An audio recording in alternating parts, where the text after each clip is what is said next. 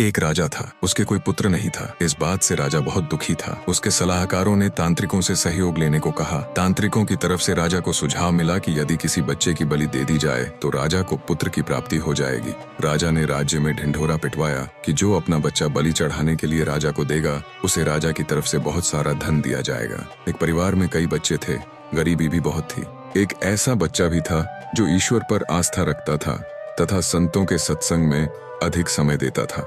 राजा की घोषणा सुनकर परिवार को लगा कि क्यों ना इसे राजा को दे दिया जाए, क्योंकि ये निकम्मा है, कुछ काम धाम भी नहीं करता है और हमारे किसी काम का भी नहीं है, और इसे देने पर राजा प्रसन्न होकर हमें बहुत सारा धन देगा। ऐसा ही किया गया, बच्चा राजा को दे दिया गया। राजा ने बच्चे के बदले उसके परिवार को काफी धन दिया। फिर राजा के तांत्रिकों द्वारा बच्चे की बलि देने की तैयारी हो गई। राजा को भी बुला लिया गया।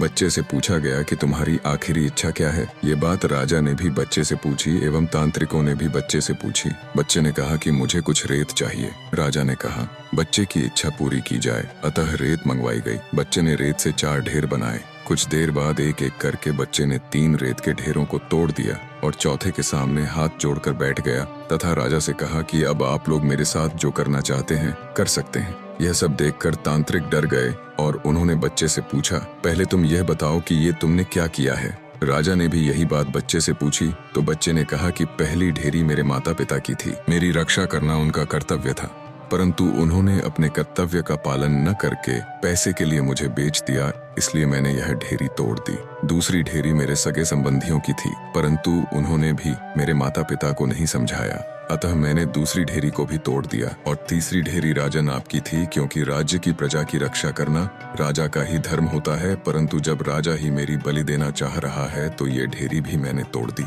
और ये चौथी ढेरी है मेरे परम पिता परमेश्वर की। अब सिर्फ और सिर्फ अपने ईश्वर पर ही मुझे भरोसा है, इसलिए यह एक ढेरी मैंने छोड़ दी है। बच्चे का उत्तर सुनकर राजा अंदर तक हिल गया। उसने सोचा कि पता नहीं बच्चे की बलि देने के पश्चात भी मुझे पुत्र की प्राप्ति होगी भी या नहीं, इसलिए क्यों न इस बच्चे को ही अपना पुत्र बना लिया जाए। इतना समझदार और ईश्वर भक्त बच्चा है, इससे अच्छा बच्चा और कहाँ मिलेगा। काफी सोच विचार के बाद राजा ने उस बच्चे को अपना पुत्र बना लिया और राजकुमार घोषित कर दिया। निष्कर्ष, जो व्यक्ति ईश्वर पर विश्वास रखते हैं उनका कोई बाल भी बांका नहीं कर सकता। यह एक अटल सत्य है। संसार में सभी रिश्ते झूठे हैं, केवल और केवल हमारे परम पिता परमात्मा सच्चिदानंद स्वरूप परब्रह्म परमेश्वर का नाम ही शाश्वत, सर्वत्र एवं परम सत्य है। जो मनुष्य हर मुश्किल में केवल ईश्वर का ही आसरा रखते हैं उनका कहीं भी किसी भी प्रकार से अहित नहीं हो सकता।